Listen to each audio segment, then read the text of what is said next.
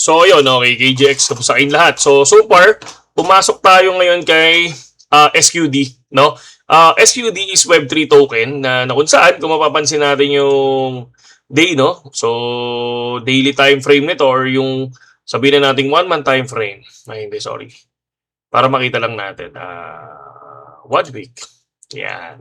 So, sa 1 week time frame niya, kung mapapansin nyo, lumipad na to hanggang 0.29, no? Ewan ko lang sa ibang token. And then, kung mapapansin nyo, bumagsak to ng 0.04. So, grabe, no? 0.29, no? Tapos 0.04. And then ngayon, nandoon siya sa 0.11. So, kung titingnan natin, karaniwan kasi sa mga Web3 tokens is nagbibigay sila ng pump, tapos kukunin nila yung all-time, and then karamihan is nagda-drop talaga sila ng 99.9%.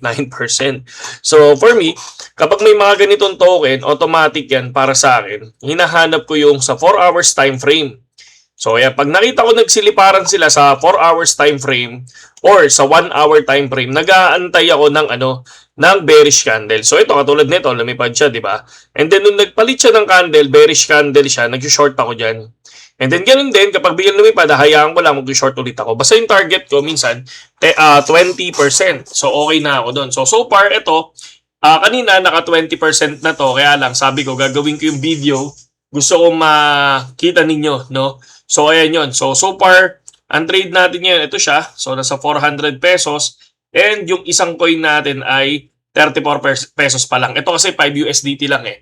Ito 67 USDT nilapag ko. Ito 5 USDT lang. So, minsan kasi naglalapag ako ng mataas. Minsan, naglalapag ako ng mababa, no? Karaniwan sa tinitingnan ko to sa Gainers Coin, no? Kung mapapansin nyo sa BitGet nyo, o meron kayong app na BitGet, no? Meron yan, Gainers Coin. Ayan, no? Yan. Okay?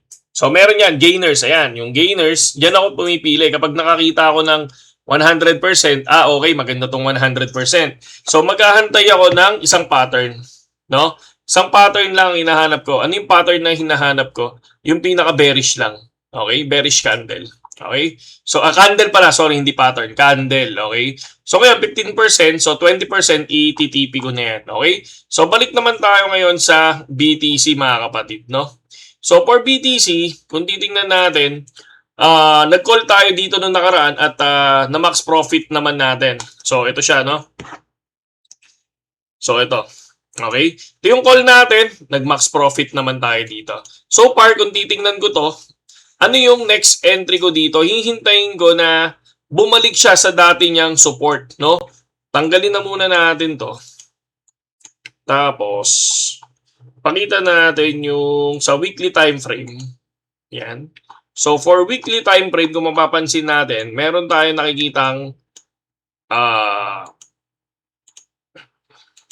guhit na yan, no? So, and then, tendency, kung mapapansin natin, meron tayong nakita dito na, syempre, itong area na to. Okay? So, parang ito yung bull market and papuntang bear market yan. So, ito yung bull market yung nakaraan and then bear market. Then, lumipad, then umangat, papunta sila ngayon saan? Doon sa, hindi, sorry. Ito yung nakaraan pala. Dito pala yung bear market na isa, no? So, kung mapapansin natin, parehas na parehas, and then tinitingnan lang natin dito kung ito na ba yung pinakamataas. At ang akin, para sa akin, para malaman ko kung babalik sila ulit sa dati nilang tawag dito, sa dati nilang pupuntahan, or kung mag-bull market pa ba or magbe-bear market pa ba.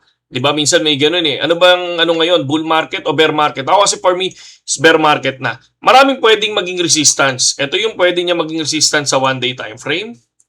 So, ayan. So, titingnan natin. Pag na-breakout yan, possible, baka lumipad ulit. And then, ang tinitingnan ko pa dito na another resistance ay yung nandirito sa area na to. Yan. So, yung area na yan. So, dyan nagsimula yung pumping, no? So, baba ko lang. So, ayan. Yan. So, para sa akin, pag na-break nila to at biglang umangat yan, so, for me, bumalik ang bull. No?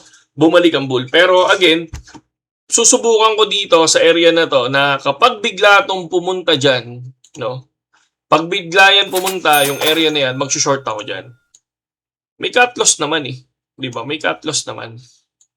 Ako naniniwala ako sa cut loss. Okay, 101 or 102 ang TP ko.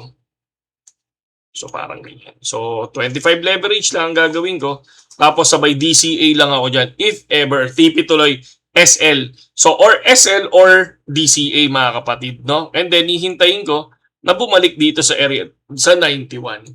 Okay? So once na ma-break yan, oh, I know possible na lumipad pero sarili kong decision, possible mag-short ako dito. Pwede kasing reject pwede kasi ma-reject. So, titingnan natin kung anong possible mangyari. Kasi dito, kung mapapansin natin, lumipad. Rejected. Tapos dito, breakout. So, ibig sabihin, kung strong resistance to, possible, magkaroon siya ng bounce pababa. Okay? So, next, for the Ethereum. So, sa Ethereum naman natin, ito yung ating, sa 4 hours time frame, sorry yan. Sa 4 hours time frame, ito yung trade ko ngayon. So far, maganda naman kasi pumasok ako ng 2,971 and then nasa 3,077. Kaya lang hindi pa ako nakapag-TP dito nung nakaraan. Dito lang ako tumipi, no? Kanina. So, kanina. So, dyan ako nag-TP. Okay? So, yun lang naman mga idol. And then, syempre, yung laging tinatanong sa akin, yung ating Sachi. No, Sachi is good. Ang ganda ng ano ni Sachi. Sabihin natin kanina from tawag dito from 9.2 to 7 ilan ba siya ngayon?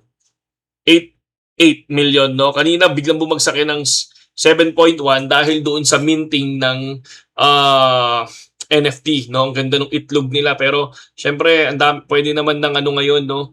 Pwede naman ang gaganda na ng mga ginagawa na AI ngayon. So, kayang-kaya ng mga AI yung mga ganong graphics, mga kapatid. Okay? Pero syempre, doon nagkaroon ng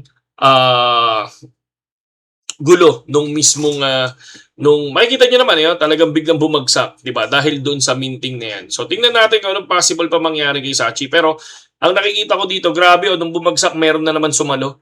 Tapos may nagbenta na naman, tapos kaya bumabagsak siya. So we'll see ng Monday kung anong mangyayari kay Sachi. Okay? So ganun din yung sa mga sino pa ba yun? Ito si Pop. Ayan no. Yan, si Pop. 191. So, noong nakaraan, ang ginawa ko lang dyan, yan, nag-sell lang ako dyan. So, parang hindi ko tinuloy. Hindi ko siya tinuloy kasi totally, tawag dito, parang nag-try lang ako ng 5 USDT para lang makita nung mga viewers natin kung paano bumili. So, pero hindi ko na tinuloy. 5 USDT naman yan. Okay? So, yun lang, AJX, at saludo sa inyong lahat sa mga gustong sumabay sa atin sa trade dito sa Gainers Trade. Gamitin nyo lang yung link natin dyan sa description. Saludo sa inyo at magandang gabi sa inyo lahat.